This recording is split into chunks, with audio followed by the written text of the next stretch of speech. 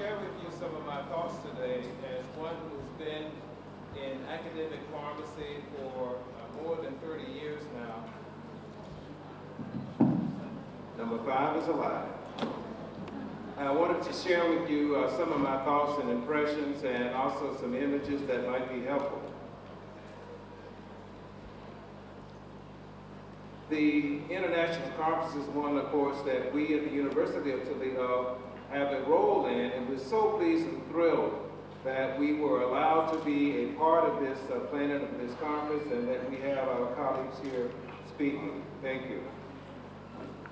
When you have the responsibility that we do, you understand the role of pharmacists, and you also understand that the whole process of treating patients begins with the diagnosis. That's the start. That's where it begins.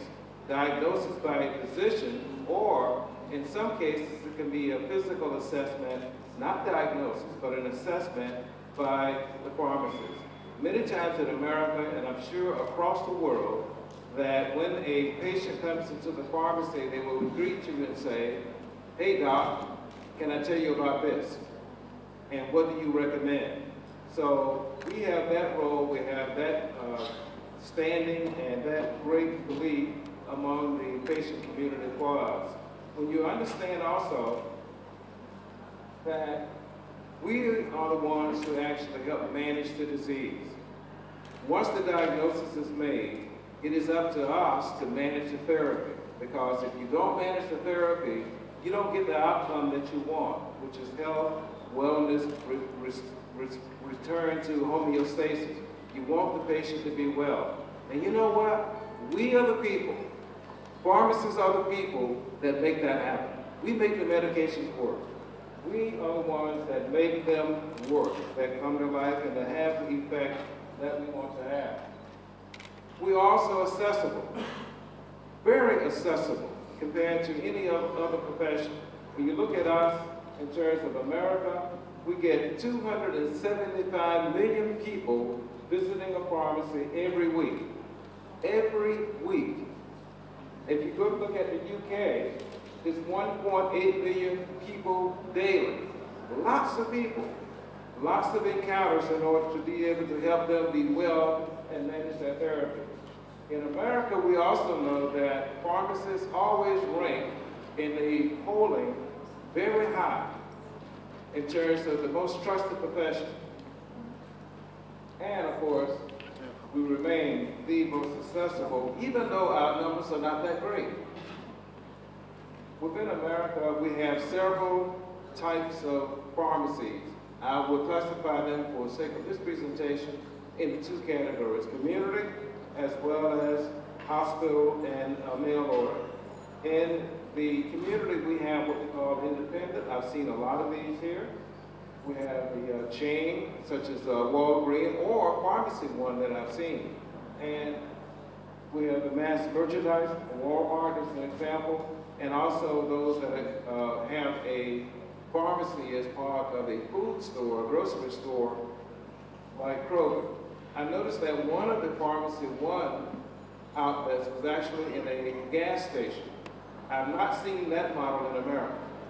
But another variation of a model in America for, especially an independent pharmacy, is for there to be a post office in the pharmacy. And of course, that drives up foot traffic and it helps the business. The other side of the column shows hospital and mail order. In this case, one of the types of hospitals in America is the Academic Health Science Center, of which the University of Toledo College of Pharmacy and Pharmaceutical Sciences is a part. Our medical center is a tertiary care, 300-bed facility, many specialties, and highly ranked in the care of people who are sick in those specialties. There are specialty hospitals, there are public hospitals, and of course mail order in America, meaning once the diagnosis is made, your prescription goes to a place, and one of those places, for example, is near us, is in Columbus, Ohio. Another is further south in Cincinnati. Another is to the west in Chicago, that actually sends your medications to you through the Postal Service. I've tried it for about a year to just see how it works. You should know that part of the politics of being a dean of a college of pharmacy is that I have to be part of and representative of my college through all segments of the pharmacy community. So I use their services so I can get a really good impression of how they do business and how they care for patients. I should tell you about mail order though. A recent survey found that patients prefer a traditional experience in the community over mail order by a factor of 4 to 1. 4 to 1. And those in the community will say that argues for that pharmacist-patient relationship being the basis for that when I walk in a pharmacy, I have an opportunity to get the pharmacist's ear to understand how to take my medications better. I get to get my questions answered. I get to pick up not just my prescription, but also some over-the-counter medications. Very important part of our practice. Also in America, pharmacists are allowed to immunize in all of the 48 states. The one exception is Washington, D.C. And that's because there are politicians there and pharmacists don't like to touch them. That's a joke, okay? Also, these are some of the vaccine preventable diseases that we as pharmacists immunize for. And we actually teach our students to do this while yet in pharmacy school. So they are certified to do this long before graduation. Immunization training actually has been going on now for about a decade. The American Pharmacists Association, one of our large organizations, is the one that has been doing this. And this program teaches pharmacists all of the basics and certifies them to immunize. This program teaches skills of the primary provider and also education and administration. We, those of us who are involved in pharmacy education the world over, have certain responsibilities when it comes to preparing the entry-level pharmacists. That is something that we must do, and we must do it well. We must give them the ability to screen, assess, and provide medication management, to manage those medications. And of course, when necessary, we need to be able to refer them to our physician colleagues. The world over, we are right there in the community, always available, long hours, where we don't close at 5 o'clock. I'm not sure here, I've got some pharmacists that were open after 11, and they did not have a sign that said 24 hours. But they had a pretty good schedule and accessibility for their patient community. The entry-level practitioner must adopt and promote positive change within the practice of medicine. We need collaborative practice efforts so that we work very closely with the physician community. And we must be responsible for, not just a conduit for, but responsible for the best and safe use of medication.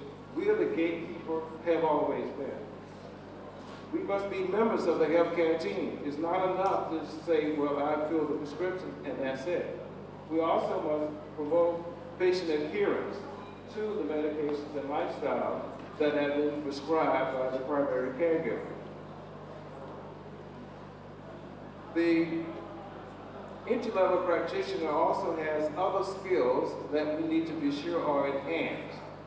That includes medication therapy management, reimbursable pharmacy services. That is to say, we want to be sure that what we do, because it has value, and you'll hear more on this a little later this morning, we want to be paid for what we do. We want to optimize medication regimen as the patient has been prescribed, and we're going to promote adherence to education, adherence and education. We know that, for example, after 3 years, it could be as many as 50% of those who are hypertensive patients that have stopped taking that medication. That is dangerous when you have that going on. We also want to prevent adverse drug events.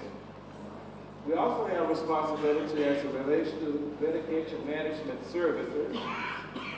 medication treatment plan is outdated. We should work very closely with that. We should be selecting, initiating, or modifying administering medication therapy. And more importantly, now we need to document everything that we do because we are responsible for this care.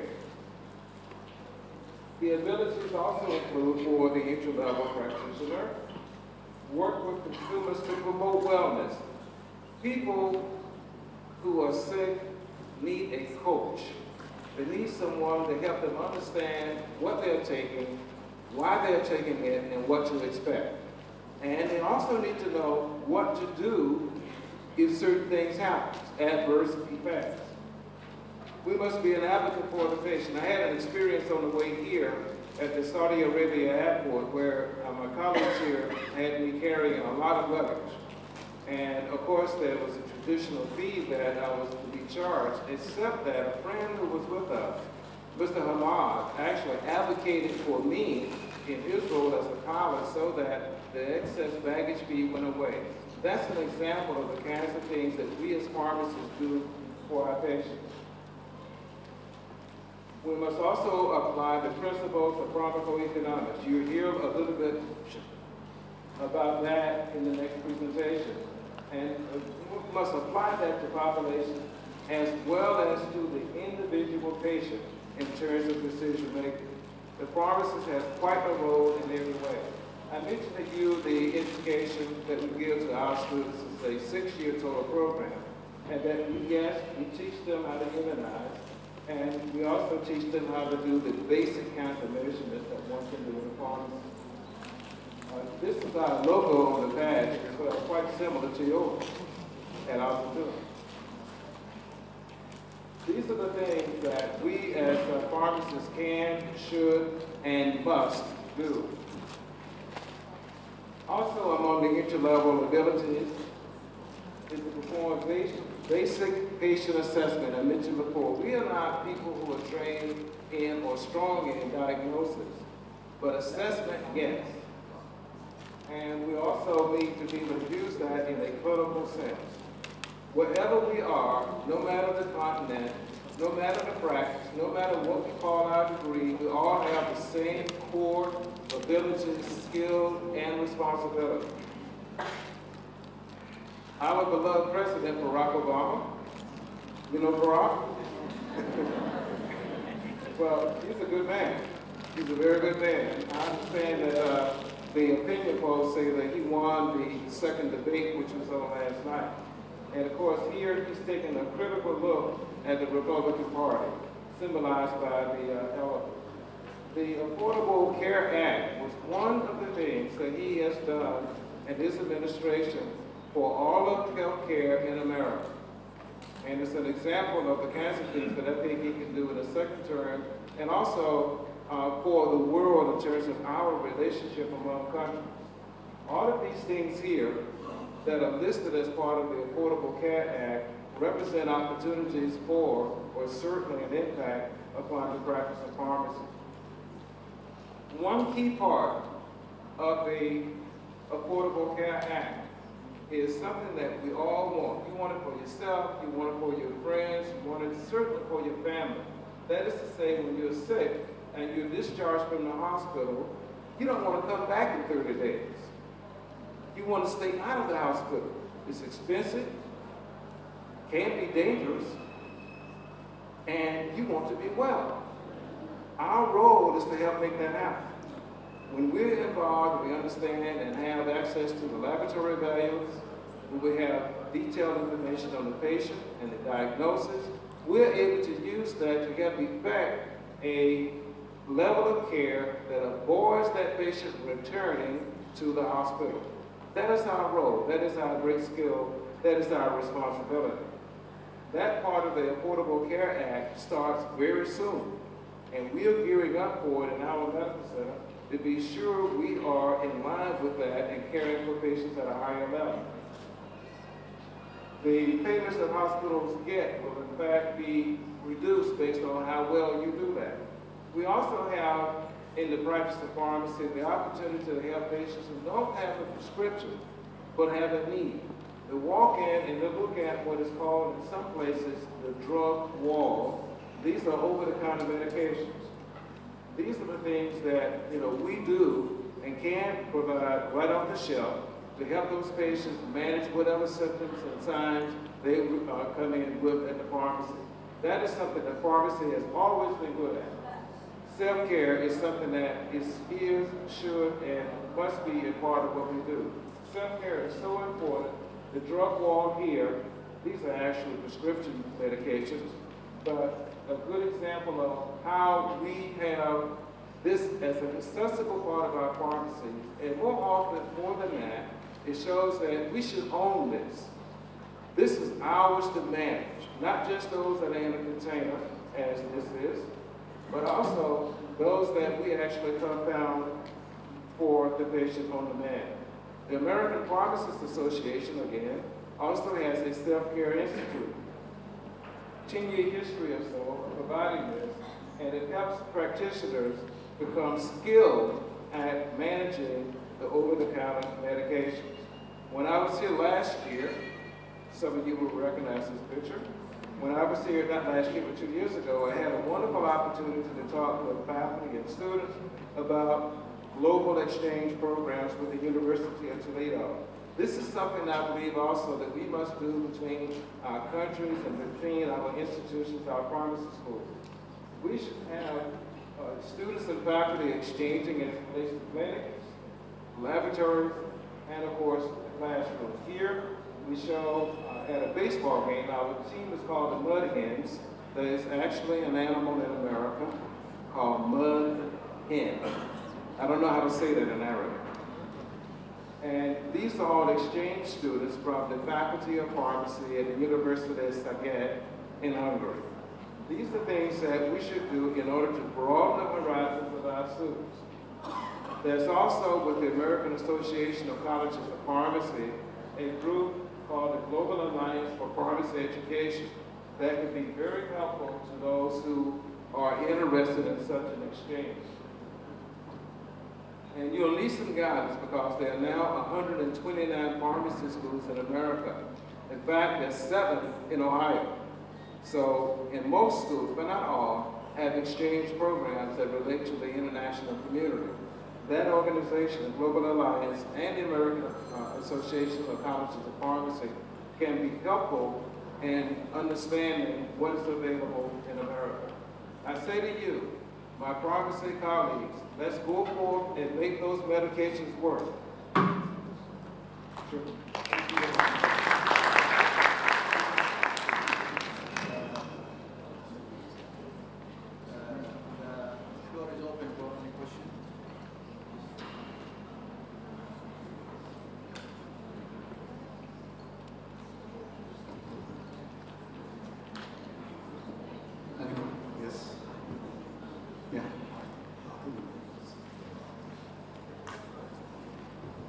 Many thanks, Doctor, for your presentation.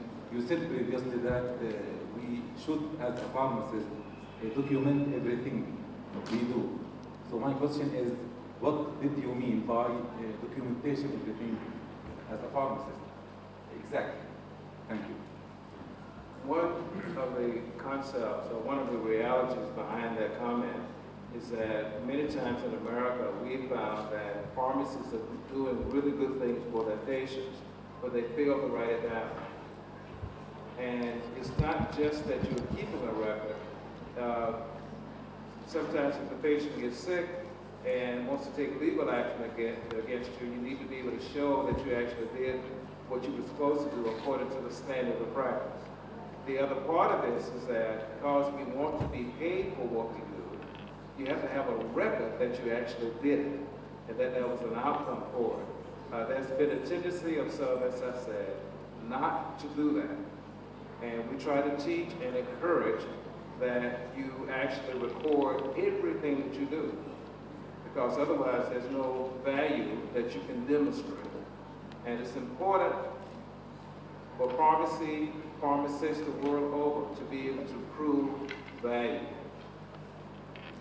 Okay, thank you. Any other question?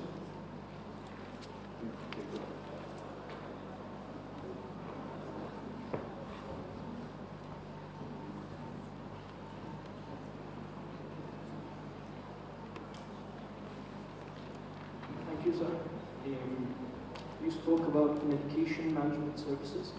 Can you give us any examples of such services that you could probably apply here in Jordan or maybe Kuwait? In a generic way, it means that when I come into the pharmacy as a patient with a prescription, there are several steps that should be taken. The first one is to ask, the basic concept is to ask open-ended questions because you want to understand the level of understanding that the patient has. First, what are you being treated for? That key question tells you a lot in terms of the response. One of the things that will tell you as a pharmacist also is that if the patient says it's because of this condition, but the prescription is for something else, then that means that that's the first indication that it may be an error. That is to say, the prescriber didn't write for what he intended to write. And of course, the job then is to go back, call, and verify that for that condition, this is what the practitioner intended to write. You probe further because you want to understand the level of understanding of all aspects of the therapy. And you want that patient to say, to understand when that patient leaves, what that medication looks like, what it's going to do. And depending on the patient, you may go a little further and say how it's going to do. And you also want them to understand the adverse effects and what to do. When we talked about the readmission to hospitals, part of that, of course, there are two basic parts of that. One is that they fail to take the medication. That the patient takes it home, looks at it, so that's nice, but I'm not going to take it, for whatever reason. Or perhaps they didn't purchase it because they didn't have enough money. And of course, the other part of it is that I'm taking the medication, but the side effects are horrible. It makes me feel bad. Well, a pharmacist's role at this point is hopefully to have opened the door to communication so that that patient will call the pharmacist up to say, look, you told me that this might happen, and it happened. I don't feel so good. What do I do? So the role now of the pharmacist shifts a little bit because if that patient goes back to the doctor, that's not a good thing for the doctor. It's a very bad thing for the hospital. And so what the pharmacist can do is call the doctor and make a recommendation as to what medication we should now move to manage this patient's condition. And so there's a lot that can happen in terms of management of that therapy. You'll hear a little bit more in the second presentation, about that. And it is something that we found to be very important because of the identification of errors. I remember even when I was a pharmacy student, I saw something that I knew was wrong, and I was I was at the halfway point of my education, where a prescription had been written by a physician in the hospital that said that I want the patient to take Tylenol for arthritis, acetaminophen. Well, even at that point, all of us knew that that wasn't an indication. And because of that, I would not fill the prescription. I called up to the floor to ask the question, couldn't get him. Called a second time, couldn't get him, and the third time, and finally, reluctantly, I sent the patient back. Well, the physician called, and let's see if I can imitate his demeanor on the phone. Who's early? He was upset that I sent the patient back with the prescription, but I did entirely what I was supposed to do. And when we talked, he explained that she actually didn't need the medication, he didn't think, but he wanted to give her a placebo. But that is part of our role. I've had yet the experience beside one of my fellow students of a physician writing a prescription to a pediatric patient, but for an adult dose. Simple things like that, of course, is part of medication management, but it's also important. One of the things that we're doing within our medical center is a program called Our Expectations. Our Expectations. And basically this says that when you are discharged as a patient, there will be a few days that will pass. Then one of our students, usually in the 4th year, will call you with a list of your medications and ask you how's it going about each medication. You know, are you feeling okay? Are you taking it on time? Those kinds of things. And what we found is that the patient response to that has been magnificent. And also on the back end of that, it helps us understand that the therapy is working with those patients. If there's a problem with the therapy, and we detect that in that conversation, then it's acted upon. The whole point is to make them healthy. Last question, Dr. Firas. Please.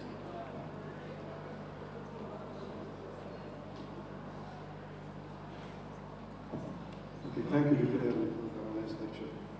How the pharmacy education in the U.S. now prepare pharmacists for other roles other than being a healthcare provider, like for example, pharmaceutical industry, or being doing analytical work in laboratory, or other private sectors work, IT pharmacists, etc. So how you do that in education? Do you have specific degrees for that, or the family do all this kind of jobs? The question relates to what our students do after graduation. One of the things that... How you prepare them? Okay, all right. How we prepare our students. In America, what we found is that when you have a degree in pharmacy, there are 87 different opportunities for you. And part of that is because we prepare all of our graduates as a general practitioner, an entry-level practitioner, so they're quite broadly trained. They're competent as an entry-level practitioner to do everything that's expected of them, and we think more. And what we will do is part of the experiential program. That is to say, the experiential program has 4 years now. The first 3 years we call introductory, where the student is basically shadowing or observing a practitioner. And every year they get a little bit more responsibility in terms of patient care. And finally, in the 4th year, direct patient care. When they've done that, they've covered all of the practice domains that we offer in America. And those help them decide what they want to do next. And within that decision process, they will call upon the faculty for whatever, elective courses that we have, so that they can gain more experience and expertise. Some choose actually to get a degree in business, some pharmacists, very few. But they choose to do that because of what the role that they want to play on graduation. Thank you very much indeed, Professor Early, for your valuable lecture. Our next speaker in this session is Dr. Cheryl Binto. Dr. Binto is an associate professor in the Health Outcomes and Socioeconomic Sciences Division and a director of the Pharmaceutical Care and Outcomes Research Laboratory at the University of Toledo College of Pharmacy and Pharmaceutical Sciences. Dr. Binto's recent research has focused on measuring the effectiveness of clinical intervention. The title of Dr. Binto's talk is Practice-Based Research Measuring Cost and Outcomes Resulting from Pharmacist-Provided Interventions. Let us welcome Dr. Binto.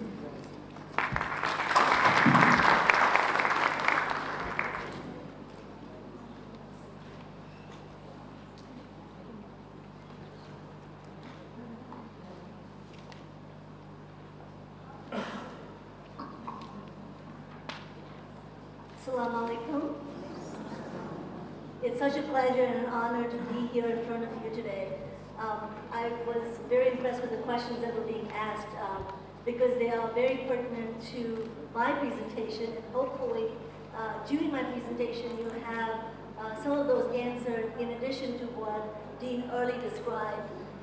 Before I begin, I wanted to kind of just explain to you who I am, give you some background about where I came from, what my role is, because I think it has a lot to do with where you guys in Jordan are, and I wanted to share some of my personal experiences and experiences within the profession of pharmacy that I think will mirror well with what you guys are actually going through and where you can take yourselves as a profession down the line. So, As you know, I'm an associate professor, the research director in the pharmaceutical care and outcomes research lab. My emphasis or area of emphasis used to be called pharmacy healthcare administration. It's now called health outcomes and socioeconomic sciences because of the vast emphasis on outcomes research. Anything that we do anymore needs to be documented, meaning you need to write down what you're doing so that you can show or demonstrate value in terms of outcomes that you're seeing with your patients and being able to share your experiences with stakeholders. These could include physicians, these could include people that are actually writing your paycheck at the end of the day. All of those people have invested in you and in your practice, and they're really requiring us to show to them where the investment, where the money is going. Essentially, they want a return on investment. That's why the need or emphasis on documenting. So my lab is one of the only labs in the country that actually works with pharmacists, various professional organizations, various institutions across the country to help change the profession of pharmacy, help pharmacists be able to do what they are best trained to do. It also allows or forces the opportunity to students that we have in our BS program to the question that the gentleman up front had here about the other jobs that the professional pharmacy needs, for example, sales, marketing. We actually have a BS program that trains students historically just to do that, to work with pharmaceutical companies as medical sales reps or medical sales liaisons. They also are trained with a research emphasis in toxicology, health outcomes, and so on. And so that's the market that we are actually targeting with that group of students. I guess a bit about myself and my journey to kind of help you understand that this change that we've seen within the U.S., where what Dean earlier described, pharmacists are now sitting down next to a physician and counseling patients, or a physician actually referring patients to pharmacists, was not an easy change. And for me, I got my degree in pharmacy back in India. My training was mainly clinical. I was hired by a pharmaceutical industry actually to work as a sales rep, but when I got on board, they just really didn't know what to do with me because I had clinical background. And so they put me in a role as a medical sales liaison, which essentially required me to work with physicians and patients, mainly endocrinologists and their patients. So these would be diabetic patients, counseling them on medications, their therapy, and so on. I had the opportunity to work with a number of physicians across the world, and a few of them from America had told me about this wonderful concept of pharmaceutical care, where the pharmacist actually sat down with a patient and counseled the patient. And the real reason for me to actually enter the profession of science was to be able to care for patients. And so for me, that opportunity was something that I really wanted to pursue. I decided to get my master's, therefore, in pharmacy healthcare administration, which prepared me for a pharmaceutical care type of an experience. When I came to the US, I actually went to the University of Toledo to get my master's. So I quit my job at Lilly, and I know my dad was really upset because I was moving up the corporate ladder, and now to go back to school, he thought I was losing my mind, but I really thought it was a great decision for me and for my pharmacy colleagues. The one thing that really struck me as interesting when I got to the US, which was back in the 90s, that although the term pharmaceutical care was defined, there were very few people that were actually practicing. In fact, I worked with an older pharmacist who told me that I should forget that pharmaceutical care was ever going to happen. There was never going to be an opportunity for a pharmacist and physician to sit down or work together to care for patients. And I had left my country and I had left that wonderful job that I had to pursue this, and he thought that it was ridiculous for me. I should just pack my bags and go back to where I came from. And I think it was probably that or just this burning desire to prove him wrong that actually shaped my next few steps. I decided to go to the University of Florida and get a doctorate from the person who actually came up with the term pharmaceutical care. And I wanted to ask him what he thought the profession would do, and I really wanted to learn and study under his guidance so that I could take the profession to the next level. And I really wish that I could find that pharmacist in my lifetime someday to show him that what he said was so absolutely wrong. We were able to do it, and we're doing it much better than he had ever imagined. But again, this journey was not very easy. what I would like to share with you is a historical overview of the healthcare system in the US, because when I talk to some of the faculty from here and some of the students from here, I really get a deja vu or nostalgic type of an experience, because the United States was actually in the same position as you guys are not very long ago. So you are actually trailing the US. We had the same challenges, we had the same issues, but we were able to conquer them. And so what I wanted to share with you today is how we were able to do that. And practice-based research was a big testament and played a big role for us to be able to successfully do what we are currently doing, which is providing medication therapy or pharmaceutical care services.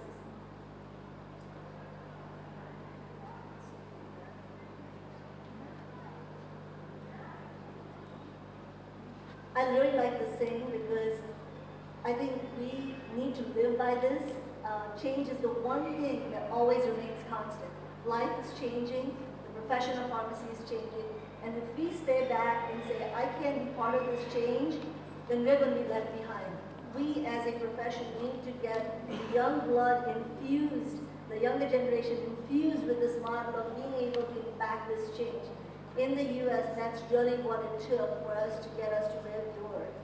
One of the things that I wanted to share with you as we continued on this journey is, as I talk about different things that we have experienced in the US, please try to see how you can apply those within the Jordanian system here, because I think it's better to learn from somebody else's mistakes rather than reinvent the wheel. So I would like to probably begin with defining what practice-based research is. I want to take you on a historical journey with me within the U.S. healthcare system, and mainly the profession of pharmacy, because it kind of went hand in hand to get us to where we are today. I want to share some examples of how we actually documented our services, how we actually provided medication therapy management services, and all of that was measured and evaluated through practice-based research so that we could show the various stakeholders the importance of what a pharmacist can actually do. And then I wanted to kind of end with some lessons learned and maybe some just recommendations for pharmacists here in Jordan. Some of the challenges that I have been hearing from your colleagues are again not foreign to me. We face the same challenges in the US. Physicians never seem to understand what pharmacists actually do. We were recently in a conversation with a group of physicians, and we spoke to the physicians about the importance of a pharmacist being on staff and being able to provide them with recommendations on medications. And the physician turns to me and says, I don't need that. I don't need that kind of a person. I have my BlackBerry with me. I can find any medication and any side effect on a BlackBerry. Well, that's how they equate what we do. Unfortunately, we need to educate them, and that education may take a bit of while. But we, as a profession, need to keep at it. We are actually working with physicians right now in America, re-educating them. And I think we've made great strides with them understanding what a pharmacist can actually do for them. They no longer equate us to a BlackBerry. They really want us to be around for the reasons that Dr. Early described as being important for them. And in the later slides, you'll actually see as to why they see the importance of having a pharmacist on staff. Patients never seem to understand what we do. They're kind of confused. I know here in Jordan as well, you have similar challenges. You can only fix that by talking with them. Let them see what you have to offer. Try to explain things to them that they are not going to get by a physician or a nurse talking to them. We have pharmacists that always complain about the fact that there is no incentive for them to provide MTM. Why should I do MTM if I don't get paid for it? Why should I spend my time counseling the patient? It's easy for me to fill a bottle with medications and dispense it. If I get paid to do that, why should I make that extra effort? And in America, we've had the same challenges, but we've been able to supersede those, and you'll see through my slides how we were able to successfully get to that point. One of the things that was interesting to me are the differences in salaries between the Jordanian pharmacists and the pharmacists in the US. We actually make over six-figure salaries. Our salaries are equivalent to or reaching up to the salaries of a pediatrician. And so if you can imagine, you get paid a whole bunch of money. And with that whole bunch of money comes a big amount of responsibility. And so the documentation of those outcomes and the ability to show someone who is spending his money to pay us is important. They need to understand that they're making an investment in us, and that investment is going to give them some kind of a return, and it's actually going to supersede the return that they have made in the investment they made within the profession of pharmacy. We also had experiences with the training that our BSPS students received versus the job market. We had PharmDs that were graduating with degrees, and the job market wasn't prepared for them. So we had to actually have a cultural change within the profession so that as we train new PharmDs, the market was able to then supply them with jobs so that they could be able to then work and apply what they had learned in pharmacy school. Because if you don't have that, you're going to have a vast majority of your worker population dissatisfied because they weren't able to actually apply what they had learned in pharmacy school. So that's a big part of what we learned, and we were made huge strides to kind of get us to that point.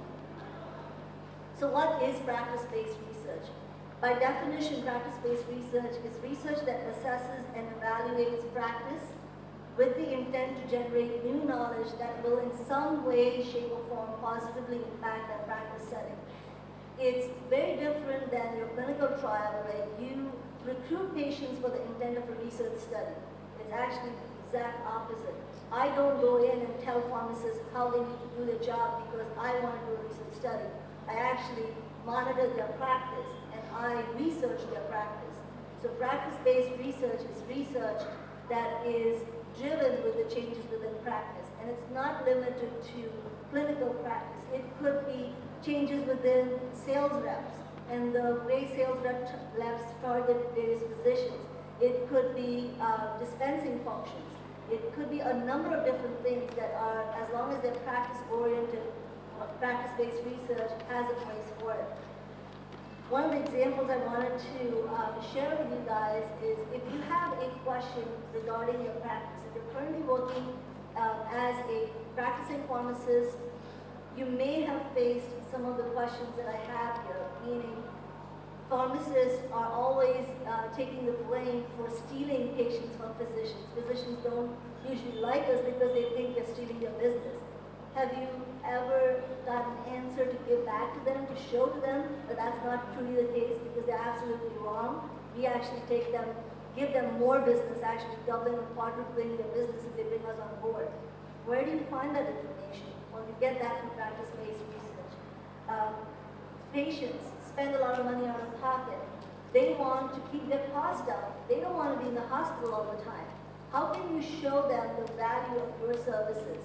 Well, practice-based research can help you do that. And again, through the examples that I have later on in my slides, you may get some insight into how we were able to actually do that.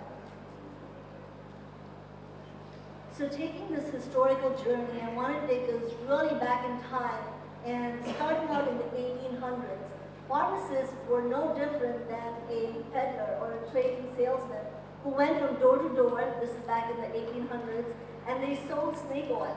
They said that this was the elixir that fixed everything. They had a very important job. Their job was to make sure that they sold their product and were ready to get out of that city or that town before the people realized that the product they sold them didn't actually work for them. Well, we moved on into the 1900s where we found that a pharmacist was now a druggist, an apothecary who actually made the medications, the formulations, more of a pharmaceutics type of a pharmacist role. But in the recent past, we have seen within the United States the role of the pharmacist as being someone who stands behind the counter and counts pills to fill in that bottle that we've seen. A lot of times I kid with my pharmacy students, I say, if you want to be a dispensing pharmacist, which is this pharmacist who counts by fives and fills a bottle of medication, you don't need to go to pharmacy school. My 6-year-old can count by fives. You don't need to spend all the time and money to learn how to count by fives. If you are really getting into the profession of pharmacy and getting to learn about medications, you need to be this pharmacist that you see in this picture here, which we're starting to see in the US, who talks to patients, counsels them, uses what they have actually learned through that 4, 5, 6 years of training to apply that to take care of patients. The pictures that you will see on my slides, especially in the terms of patient care, are from our own students. What you see here is our final year student who is getting ready to counsel diabetic patients on foot infections and drug therapy. And we do this a lot at the University of Toledo. With the changes in the profession of pharmacy, one of the things that we're seeing, like Dr. Early described, is a lot of pharmacists being placed in various settings. You're already familiar with the hospital model where the pharmacists round with physicians. We also have pharmacists placed in nursing homes. We have pharmacists who sit next to a physician, sometimes right beside them, and sometimes in the office next to them. And this is the model for that. The patient gets ill, comes to see the doctor. There's a series of events that occurs. They're seen by the receptionist to check them in. They then go and are placed in a room, which will then, the first person they will end up seeing at that point would be a nurse practitioner who comes in and does lab values, takes their height, weight, and just the normal physical assessment. You then have the physician who comes in and looks at the problems the patient has and makes the diagnosis.